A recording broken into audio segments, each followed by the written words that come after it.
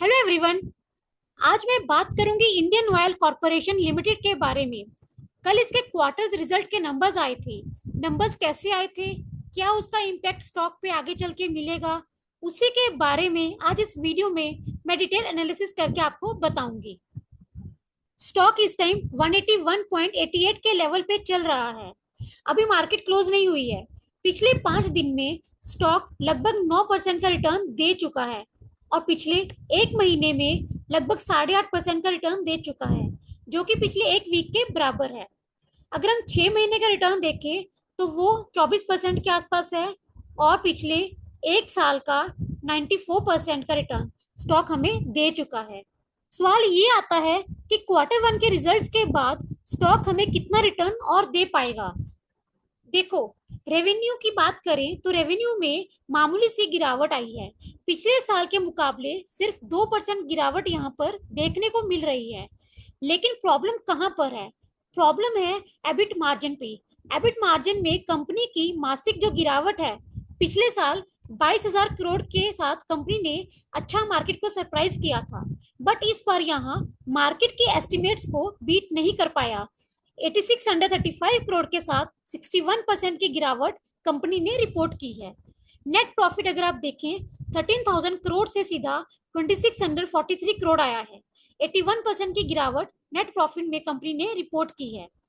Company के numbers पिछले साल के कंपेयर में काफी खराब आए हैं। जैसे हम लोग एक्सपेक्ट कर रहे थे वैसे फिलहाल कंपनी ने प्रेजेंट नहीं किया। आइए इसके क्वार्टर रिजल्ट्स को अच्छे से एनालिसिस करते हैं कि प्रॉब्लम कहां पर है। जून 2023 में अगर हम इसका ऑपरेटिंग प्रॉफिट देखें तो 23,700 करोड़ था, जो कि कम होकर जून 2024 में 9,920 करोड़ रह गया है। और अगर हम ओपीएम परसेंट देखें तो ये जून 2023 से लगातार कम हो रही है। पहले 12%, 13%, 8%, 6%, 5%। तो प्रॉब्लम यहाँ पर है।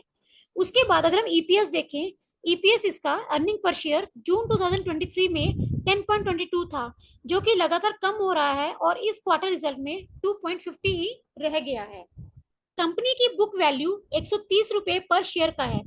पीई इसकी 8.34 है। इंडस्ट्री पीई इसकी 11.5 है। आरओई रिटर्न ऑन इक्विटी इसकी 25% है। रिटर्न ऑन कैपिटल इसकी 21% है, जो कि दोनों ही पॉइंट इसके लिए पॉजिटिव हैं। इसके बाद कंपनी में जितना डेट है उसी के आसपास कंपनी के पास रिजर्व भी है। इसलिए कंपनी का डेट टू इक्विटी रेशियो 0.71 है, यानी कि एक से नीचे है। अगर इसकी शेयर होल्डिंग पैटर्न देखें, इस गिरावट का अंदाजा एफआईएस और डीआईएस को पहले से ही था। प्रमोटर्स होल्डिंग इसकी स्टेबल है, लेकिन एफआईएस ने बिकवाली जारी रखी और उनकी शेयर होल्डिंग 8.49% से कम होकर 7.79% हो गई है। डीआईएस की होल्डिंग भी कम हुई है। गवर्नमेंट की शेयर होल्डिंग स्टेबल है 19.57% और पब्लिक का स्टेक यहाँ लगातार बढ़ रहा है। वॉल्यूम्स देखें तो कल इसमें 8 करोड़ वॉल्यूम्स ट्रेड हुए थे, लेकिन Q1 रिजल्ट के बाद आज इसमें अभी तक 3 करोड़ वॉल्यूम्स ही ट्रेड हुए हैं। ब्रोकर फर्म मोतीलाल ओसवाल ने आने वाले दिनों में इसका टारगेट प्राइस 215 दिया है। बेटर यही रहेगा अभी स्टॉक में वेट करें। स्टॉक में अच्छी गिरावट आती है, थोड़ा करेक्शन आता है तो वहां से हम इसको बाय करने को प्रेफर कर सकते हैं। कौन सा रहेगा वो लेवल, उसके लिए देखते हैं इसके टेक्निकल चार्ट को। मैंने यहाँ weekly time frame chart open किया हुआ है। वीकली टाइम फ्रेम में देखें तो स्टॉक काफी लंबे से कंसोलिडेशन फेस में है और स्टॉक का जो रेंज है वो 150 से 180 का रेंज है। इसी रेंज में स्टॉक ट्रेड कर रहा है पिछले काफी हफ्तों से। इसीलिए बेटर यही रहेगा कि अगर स्टॉक लोअर रेंज के आसपास आता है, यानी कि 150 से 160 के रेंज के आसपास आता है, तो इस रेंज में मैं प्रेफर करूंगी एंट्री करने की।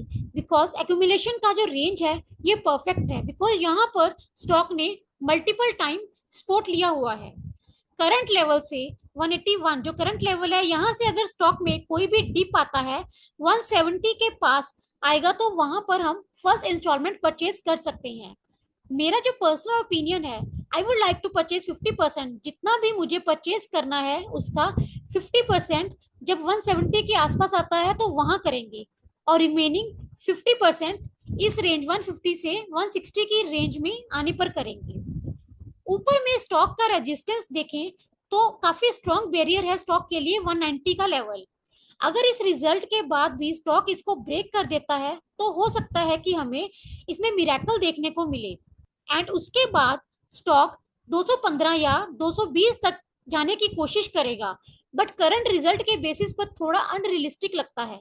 अभी करंट लेवल पे हमारी वेट एंड वॉच की पॉलिसी रहेगी।